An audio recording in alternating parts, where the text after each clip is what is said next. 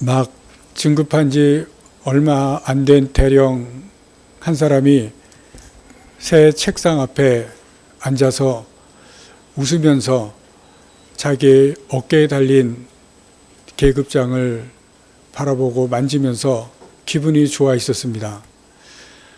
그런데 사무실을 똑똑 두드리면서 사병 한 명이 들어왔습니다.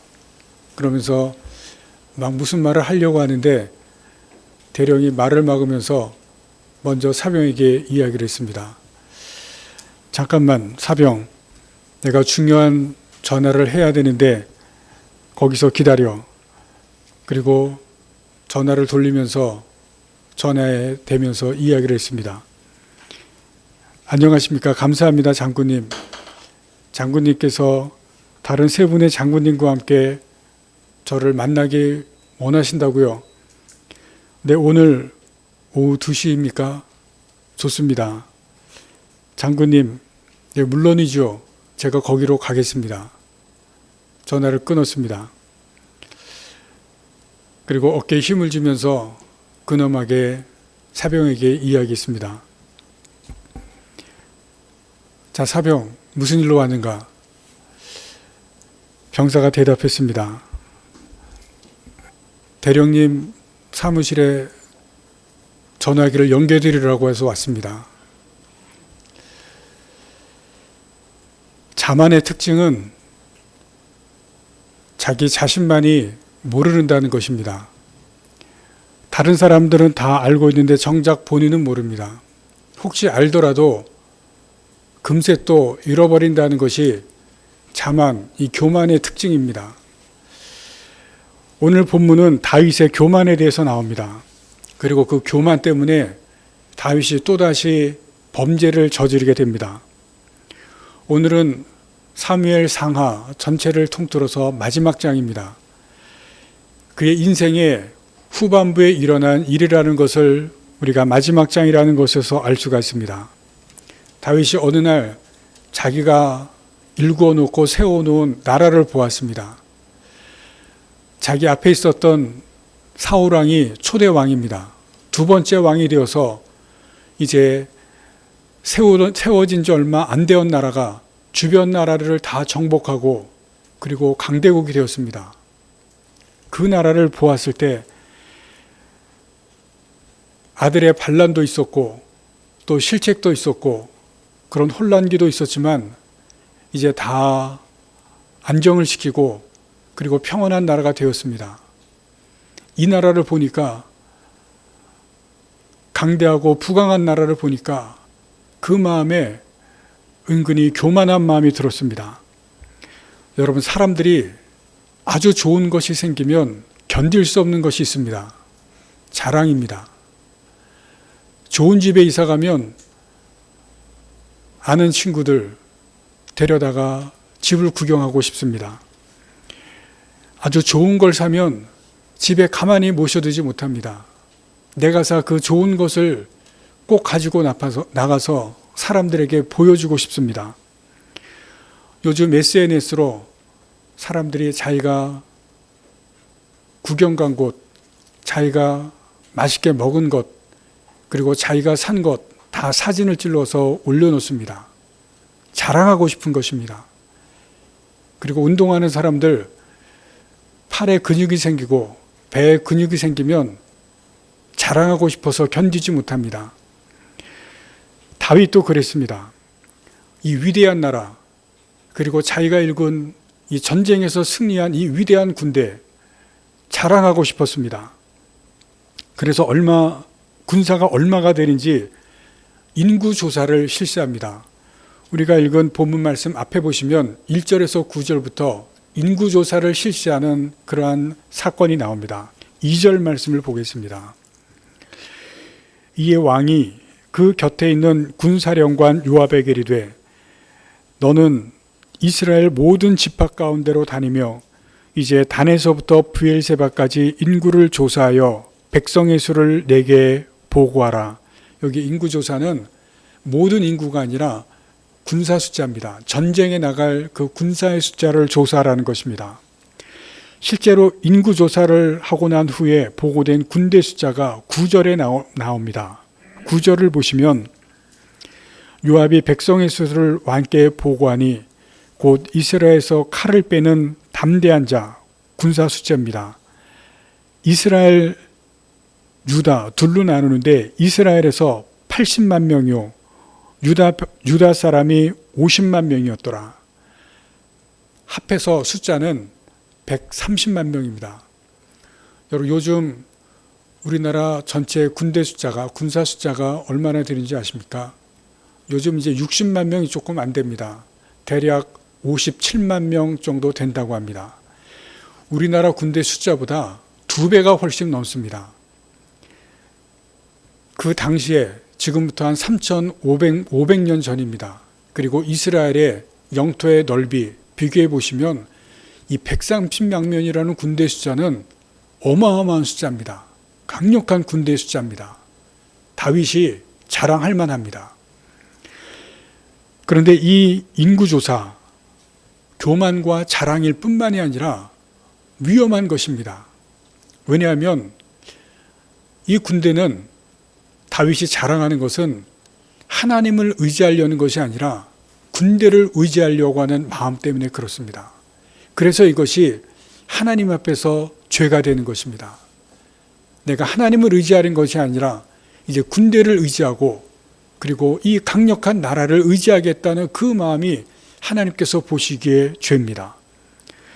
그래서 하나님께서 다윗과 이스라엘에게 재앙을 내리시는 것입니다.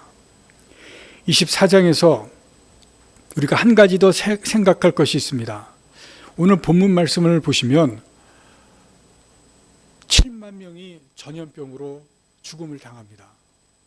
여러분, 한번 생각해 보시면 다윗이 죄를 지었는데 왜 백성이, 그것도 7만 명이나 되는 이 많은 숫자가 죽음을 당했는가? 저도 옛날에 이 부분을 읽을 때 이해가 되지 않았습니다. 다윗이 죄를 지었는데 왜 백성이 이렇게 많은 숫자가 죽음을 당했나? 하나님이 이해가 되지를 않는 그러한 부분들의 퀘스천이 많이 들으면서 성경을 넘어가곤 했습니다. 그런데 이 부분을 이해하기 위해서는 우리가 읽지는 않았는데 1절 말씀을 읽어야 됩니다. 1절을 함께 보시겠습니다. 제가 읽습니다.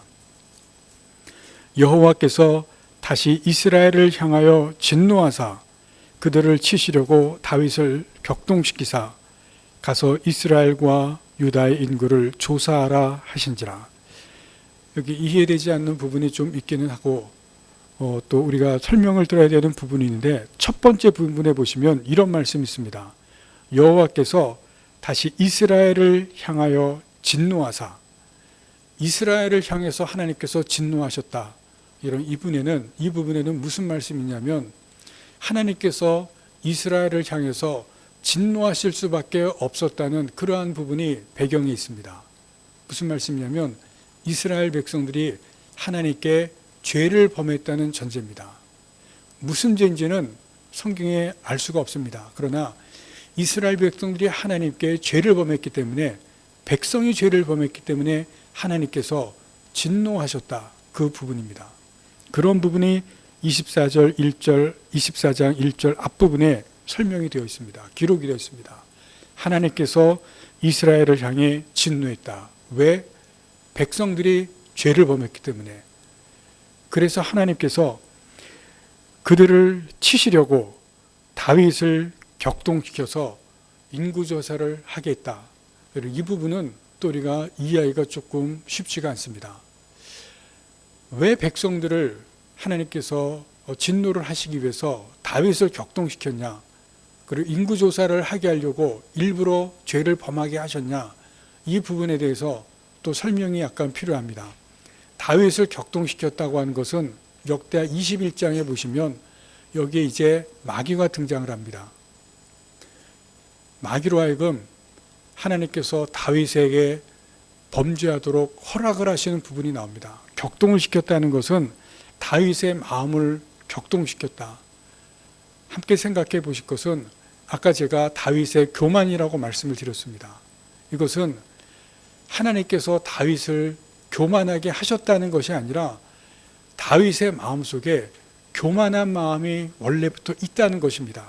나라를 보니까 나라가 이렇게 부강하게 된 것, 군사가 많아진 것, 자랑하고 싶고 교만이 된 겁니다. 다윗의 마음속에 원래 있었던 것입니다. 안 좋은 생각이고 나쁜 생각입니다. 여러분, 우리에게 나쁜 마음이나 안 좋은 마음이 있으면 여러분, 그 마음을 악한 영들, 마귀들이 와서 우리로 하여금 죄를 짓게 한다는 것을 우리가 아셔야 됩니다.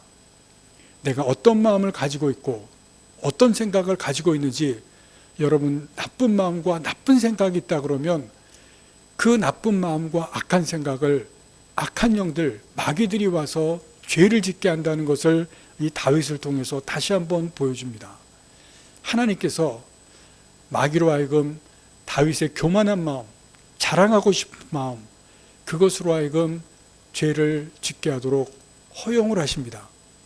하나님의 주권으로 그것을 허용하십니다. 왜냐하면 이스라엘 백성들이 하나님 앞에 죄를 범했기 때문에 그렇습니다. 그 부분을 1절에서 설명을 하고 있습니다. 우리에게 가르쳐 줍니다. 여기에서 우리가 한번 우리에게 아주 중요한 것이 무엇이냐면, 우리의 마음이 어디에 가 있는가, 우리의 생각이 어떤 생각을 가지고 있는가입니다. 우리가 나쁜 생각을 가지고 있고 우리가 잘못된 곳에 마음이 가 있다 그러면 여러분, 그것을 가지고 마귀가 이용하고 그것을 가지고 우리로 하여금 죄짓게 한다는 것을 다시 한번 보여줍니다. 다윗이 교만한 마음, 자랑하고 싶은 마음, 그것을 가지고 있었기 때문에 마귀가 그것을 이용해서 인구조사라고 하는 죄를 짓게 합니다. 다윗이 그것을 명령할 때 3절에 보시면 요압이 이렇게 말합니다. 3절을 보시겠습니다. 요압이 왕께 아뢰되 이 백성이 얼마든지 왕의 하나님 여호와께서 100배나 더하게 하사 내 주 왕의 눈으로 보게 하시기를 원하나이다. 그런데 내 주 왕은 어찌하여 이런 일을 기뻐하시나이까? 여러분, 요압이 막아섭니다. 하지 마십시오. 하나님께서 100배나 군대를 더하게 하실 수도 있는데 왜 이런 인구조사를 합니까? 이거는 범죄입니다. 하지 마십시오. 지금 막아섭니다. 그런데 4절에 보시면 왕의 명령이 요압과 군대 사령관들을 재촉한지라 하라는 것입니다. 그래서 왕의 명령을 신하들이기 때문에 거역할 수가 없습니다. 그래서 따르고 인구조사를 하게 됩니다. 다윗의 마음속에 자랑하고 싶고 교만한 마음이 자리 잡았기 때문에 막지를 못합니다. 그 마음을 악한 영들, 이 마귀들이 계속해서 부추깁니다. 계속해서 죄를 범죄하도록 계속해서 마음속에서 유혹하고 범죄를 하도록 끌어갑니다. 여러분, 우리가 어떤 생각을 하고 어디에 마음이 가 있는지 여러분 자기 자신이 잘 압니다. 여러분, 그런 마음이 계속될 때 악한 영들은 우리로 하여금 범죄하게 하고 죄를 짓고 그렇게 끌어가는 것을 다윗을 통해서 우리에게 보여줍니다. 그러나 24장에 보시면 죄를 짓고 난 다음에 다윗의 태도, 우리에게 정말 귀한 것을 보여줍니다. 죄를 지은 것은 할 수 없지만 죄를 짓고 난 다음에 다윗의 그 태도, 여러분, 그것이 24장의 중요한 부분입니다. 죄를 짓고 나서 어떻게 하느냐, 다윗의 태도를 이 시간 우리가 함께 보면서 배워갈 수 있기를 바랍니다. 첫 번째는 다윗은 죄를 깨달은 후에 죄를 회개합니다. 그리고 회개하되 빨리 회개합니다. 깨달은 후에는 즉시 하나님 앞에 회개하는 다윗의 모습이 우리에게 보여집니다. 말씀드린 대로 다윗이 교만했습니다. 자랑의 마음이 있었습니다.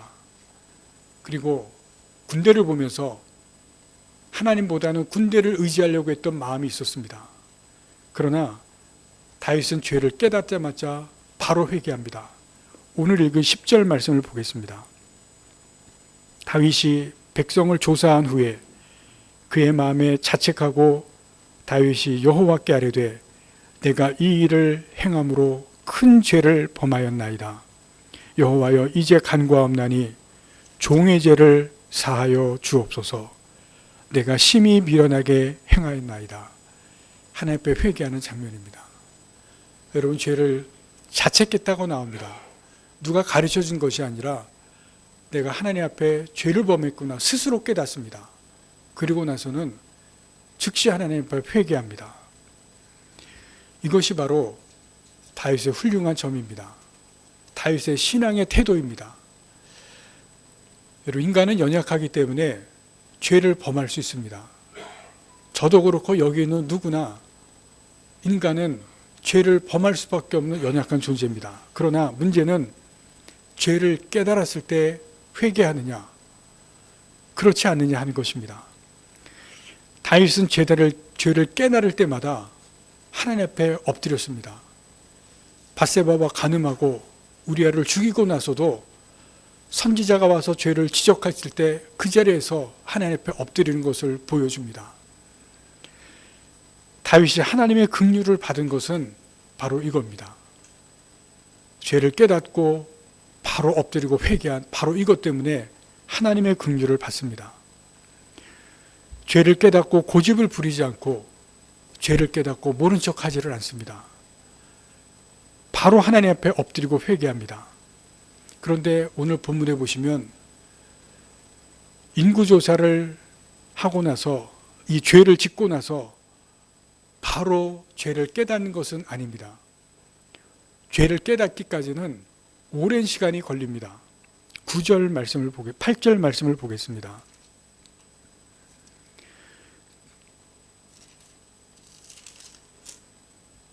그들 무리가 국내를 두루 돌아 9달 20날 만에 예루살렘에 이르러 인구조사를 한 기간은 9개월 20일이 걸렸습니다.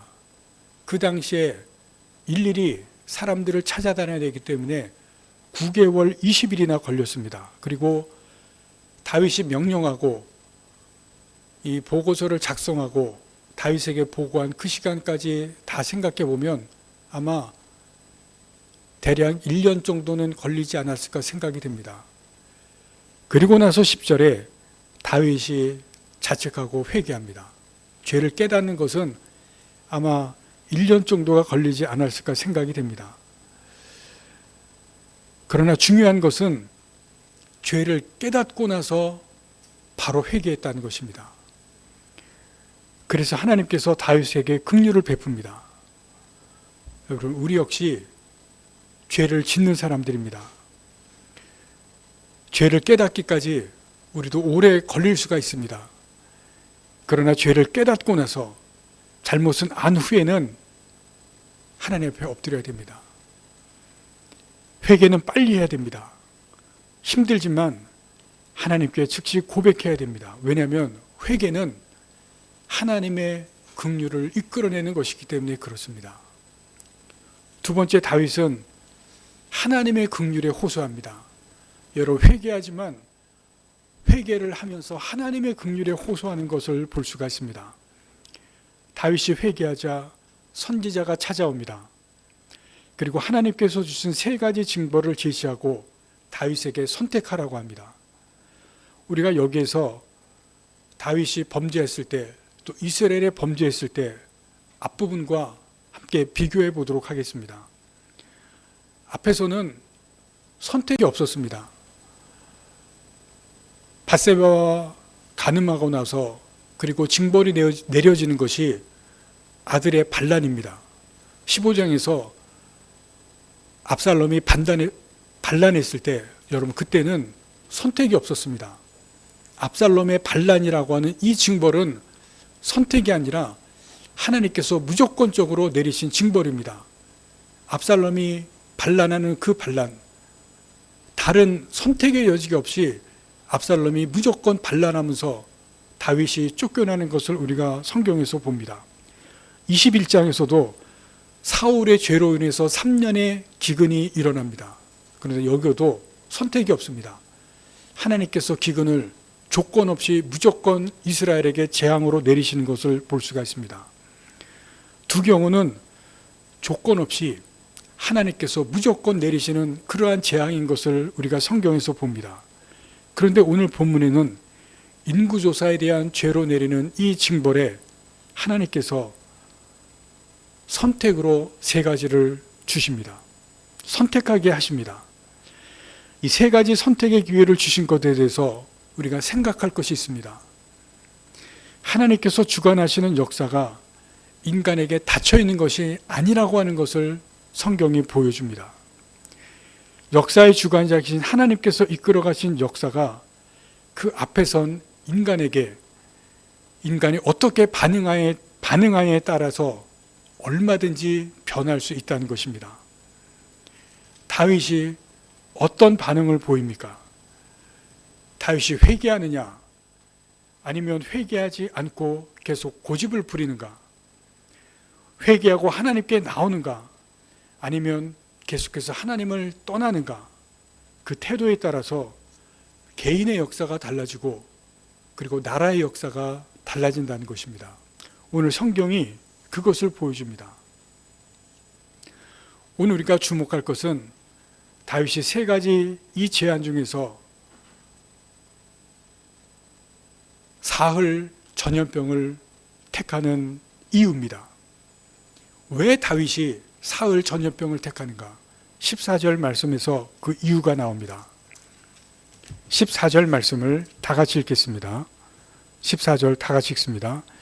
다윗이 가세게 이르되 내가 고통 중에 있도다. 청하건대 여호와께서는 긍휼이 크시니 우리가 여호와의 손에 빠지고 내가 사람의 손에 빠지지 아니하기를 원하노라 하는지라.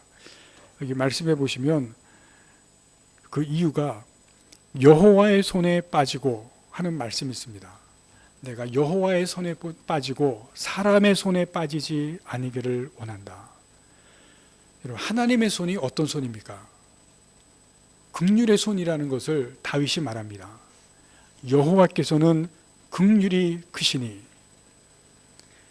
다윗이 지금까지 하나님을 경험하면서 하나님은 긍휼의 하나님이라는 것을 알았습니다. 그래서 하나님은 긍휼의 하나님이시기 때문에 내가 앞에 두 가지 사람들의 손이 아니라 하나님의 손, 긍휼의 하나님에게 내가 빠지겠다, 그렇게 이유를 말하고 있습니다. 같은 징벌이고 같은 채찍이라도 하나님께 맞겠다는 것입니다. 전염병은 사람이 어떻게 할 수가 없습니다. 앞에 7년 기근, 여러분 생각해 보시면 기근도 사람이 어떻게 할 수가 없습니다. 그러나 기간이 깁니다. 그래서 기간이 길어서 중간에 다른 나라의 도움을 받을 수 있습니다. 다른 나라의 양식을 구할 수 있습니다. 다윗이 그걸 생각한 겁니다. 사람의 도움을 받을 수 있기 때문에 마음이 변할 수 있다는 것입니다. 그래서 첫 번째는 거절합니다. 이 전염병은 짧습니다. 그리고 온전히 하나님의 손에 달려 있습니다. 그래서 기간도 짧기 때문에 사람이 어떻게 할 수가 없습니다. 전적으로 하나님에게 달려 있습니다. 징벌의 크기와 범위가 하나님의 손에 달려 있습니다. 그래서 다윗이 마지막까지 하나님의 긍휼에 호소하고 싶은 그러한 심정이 있습니다. 하나님께서 긍휼을 베푸시면 죽음의 범위가 좁혀질 수 있다는, 줄여질 수 있다는 그런 것을 기도하면서 한 사람이라도 더 살리고 싶은 그러한 마음이 있는 것을 볼 수가 있습니다. 뉴욕은 제가 가보지는 않았지만 뉴욕에 케네디 공항이 있는 것은 다 아실 것입니다. 그런데 뉴욕에 또 다른 공항이 있다고 합니다. 라과디아라는 공항입니다. 맨해튼에서 약 13km 정도 떨어져 있다고 합니다. 라과디아라는 이름은 뉴욕 시민들이 사랑했던 한 시장의 이름입니다. 라과디아 시장은 이 시장이 되기 전에 아주 청렴했던 그러한 명판사였다고 합니다. 판사로 재직하던 시절에 있었던 유명한 일화가 있습니다.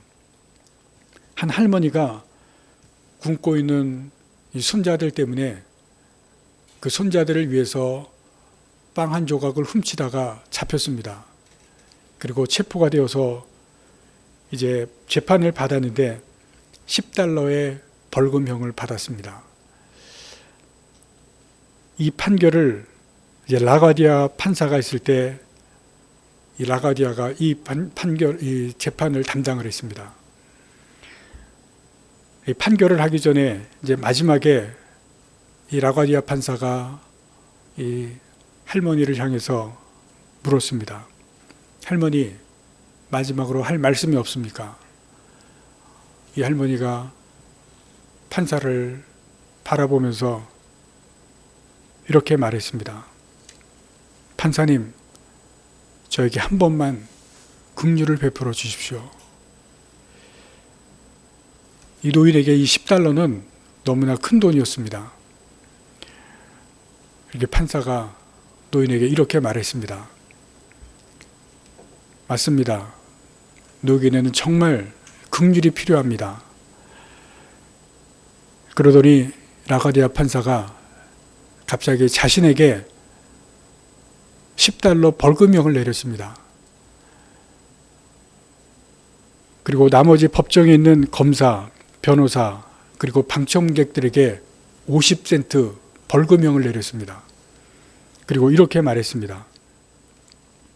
미국 정부나 본인 자신과 방청객들이 할머니에게 아무런 도움을 주지 못하여 할머니가 범죄에 내몰리는 결과를 초래하였으니 본인은 스스로의 책임과 미국 정부를 대신하여 $10를, 나머지 해당 재판장에 있는 검사, 변호사, 경무관 및 방청객들은 가난한 사람의 처지에 관심을 보이지 않는 것에 대한 책임의 대가로 50센트를 부과한다. 그리고 자신이 $10를 내고 그 자리에 있는 사람들로부터 벌금을 거뒀습니다.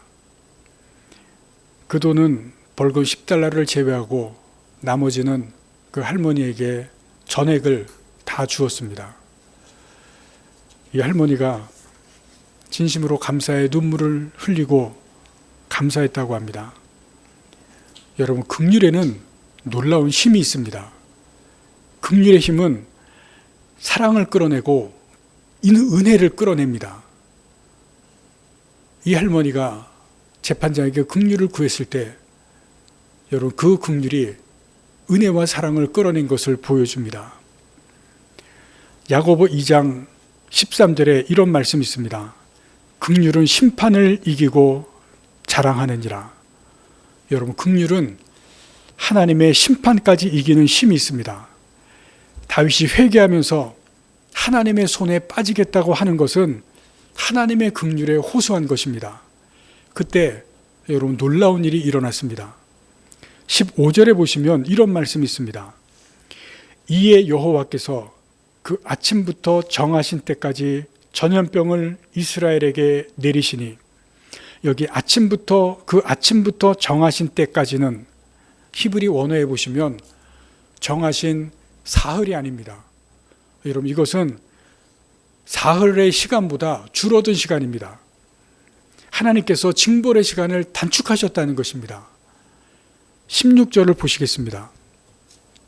천사가 예루살렘을 향하여 그의 손을 들어 멸하려 하더니 여호와께서 이 재앙 내리심을 뉘우치사 백성을 멸하는 천사에게 이르시되 족하다, 이제는 내 손을 거두라 하시니, 천사가 예루살렘을 전염병을 일으키려고 하다가 하나님께서 중단하게 하십니다. 그리고 예루살렘은 전염병에서 제외가 되고 하나님의 이 전염병의 시간도 단축을 되는 것을 보여주십니다. 하나님께서 다윗의 호소를 들으시고 긍휼을 베푸시는 것입니다. 여러분, 긍휼은 하나님께서 이 긍휼에게 호소할 때 이 긍휼이 얼마나 힘이 있다고 하는 것을 우리에게 다시 한번 말씀을 통해서 보여줍니다. 여러분, 우리도 죄를 짓습니다. 회개할 때 때로는 죄 때문에, 그리고 때로는 죄와 상관없이 어려움과 고통을 당할 때가 있습니다. 어떤 경우든지 하나님께 호소할 때, 그 긍휼에 호소할 때 하나님께서 우리의 호소를 보시고 긍휼을 베푸실 때 우리의 어려움을, 우리의 고통에서 건져주시는 그런 하나님이신 것을 다윗을 통해서 우리에게 보여주십니다. 세 번째는 다윗이 죄의 값을 지불합니다. 하나님께서 전염병의 시간을 단축시켰을 때 다시 선지자를 통해서 한 가지를 명령합니다. 18절 말씀을 봅니다. 이날에 갓이 다윗에게 이르러 그에게 아뢰되 올라가서 여부스 사람 아라우나의 타작마당에서 여호와를 위하여 제단을 쌓으소서 말합니다. 아라우나의 타작마당이라는 특정한 장소를 지정하시고 제단을 쌓으라고 말합니다. 제사를 지내라는 것입니다. 이때 아라우나가 다윗에게 제사를 지낼 물건과 또 짐승을 헌납하겠다고 제안합니다. 근데 계속해서 읽어보시면 다윗이 다 거절합니다. 그리고 자기가 직접 돈을 지불하겠다고 제안하고 그리고 돈을 지불하고 제사를 지냅니다. 여러분, 여기에는 아주 특별한 의미가 있습니다. 이것은 죄의 대가를 치르는 것입니다. 어떻게 치르냐면 동물의 제사로 대가를 지불하는 것입니다. 아라우나가 대신 자기가 헌물을 또 동물을 주겠다고 하는데 공짜로서는 안 된다는 것입니다. 자기의 것을 드리는 동물 제사여야 된다는 것을 말씀합니다. 왜냐하면 동물 제사는 피의 제사입니다. 피로 드리는 것입니다. 다윗이 죄를 지었고 백성들이 죄를 지었기 때문에 피가 없이는 죄사함을 얻을 수가 없기 때문에 그렇습니다. 하나님께서 이 제사를 통해서, 동물의 피의 제사를 통해서 다윗의 또 백성들의 죄를 사하시고, 중요한 것은 하나님의 긍휼을 베푸십니다. 25절 말씀을 보겠습니다. 그곳에서 여호와를 위하여 제단을 쌓고 번제와 화목제를 드렸더니 이에 여호와께서 그 땅을 위한 기도를 들으시매 이스라엘에게 내리는 재앙이 그쳤더라. 재앙이 그쳤다고 말합니다. 제사를 드렸더니 그 땅을 위한 기도를 들으시매 재앙이 그쳤더라 말합니다. 여러분, 이 제사는, 다윗이 드린 제사는 예수님의 십자가 속죄를 예표합니다. 동물의 피의 제사고, 그리고 이것을 통해 재앙이 그친 것은 예수님의 십자가의 속죄, 그것을 여기서 예표합니다. 유대인들에게는 중요한 진리를 가르치기 위한 우화적인 이야기를 담아놓은 책이 있습니다. 그 책 속에 이러한 이야기가 담겨져 있는 것이 있습니다. 하나님께서 우주를 창조하시기 전에, 이거 우화입니다. 사람들이 만들어 놓은 이야기인데, 우주를 창조하시기 전에 천사들을 창조하셨다고 합니다. 그리고 그 천사들과 이런 대화를 나누는 내용이 있습니다. 하나님께서 첫 번째 천사인 의의 천사라는 이름을 가진 천사와 이런 이야기를 나눕니다. 천사를 불러서 말씀합니다. 내가 세상을 창조하고 그 세상에서 가장 으뜸이 되는 창조물로 인간을 만들려고 하는데 너 어떻게 생각하느냐? 그 의의 천사가 이렇게 대답을 합니다. 하나님, 인간을 창조하지 마십시오. 그 인간들은 온갖 불의로 세상을 더럽힐 것입니다. 하나님께서 두 번째 천사인 거룩의 천사에게 똑같은 질문을 합니다. 거룩의 천사가 대답합니다. 하나님, 인간을 창조하셔서는 안 됩니다. 그 인간들은 이 세상을 더러움으로 가득 채우고 말 것입니다. 하나님께서 셋째 천사인 빛의 천사를 불러서 같은 질문을 했습니다. 빛의 천사는 하나님, 절대로 인간을 창조해서는 안 됩니다. 인간들은 이 세상을 어두움으로 만들고 말 것입니다. 하나님께서 네 번째 천사인 긍휼의 천사를 불러서 질문했습니다. 너는 어떻게 생각하느냐? 긍휼의 천사가 대답했습니다. 하나님, 인간을 창조하셔야 합니다. 하나님께서 인간을 창조하시면 이 세상은 불의하고 더러워지고 어두움에 잠길지도 모릅니다. 그러나 하나님, 이 불의와 더러움과 어두움 속에 있는 인간들에게 저는 기필코 그들을 사랑하시는 하나님의 사랑을 이야기할 것입니다. 그리고 그들이 새로워지고 하나님께서 기대하시는 사람들이 되도록 그들을 하나님 앞으로 인도할 것입니다. 하나님의 긍휼이 무엇인지 보여주는 이야기입니다. 그 긍휼을 나타내시는 분이 여러분 예수님입니다. 예수님께서 그 하나님의 긍휼을 가지고 세상에 오시고 그 긍휼을 보여준 것이 바로 십자가입니다. 예수님의 십자가의 죽음과 그 피가 바로 예수님의 우리를 위한 죽음의 값을 대신 치르신 것입니다. 여러분, 그것을 보여주는 것이 바로 마지막에 나오는 다윗의 제사입니다.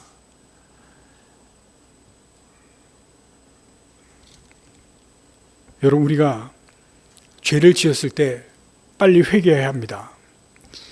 하나님의 긍휼에 호소해야 됩니다. 그러나 우리가 죄뿐만이 아니라 모든 괴로움과 고통, 우리가 가지고 있는 짐이 있을 때 여러분, 그때에도 하나님의 긍휼을 구해야 합니다. 여러분, 지금 코로나가 끝나지 않고 계속되면서 많은 사람들이 힘들어합니다. 우리에게 어떤 미래가 다가올지 우리가 예측을 할 수가 없습니다. 이럴 때 각자 가지고 있는 인생의 짐, 각자 가지고 있는 괴로움, 여러분, 그것을 긍휼히 하나님께 호소하시기를 바랍니다. 우리가 나라를 위해서도 기도하시기를 바랍니다. 여러분, 우리가 하나님의 긍휼에 간절히 호소할 때 여러분, 오늘 다윗에게 보시는 것처럼 여러분, 하나님께서 긍휼로 우리를 고통 가운데, 우리의 괴로운 짐 가운데서 우리를 반드시 건져내 주실 것입니다. 하나님은 긍휼이시기 때문에 여러분, 그 긍휼의 하나님, 그 하나님께 우리의 가지고 있는 것들 다 가지고 나가시고 하나님의 긍휼에 호소하시기를 바랍니다. 반드시 우리를 다윗처럼 거기서 건져주신 것을 여러분들이 경험하시기를 간절히 바랍니다. 기도하시겠습니다.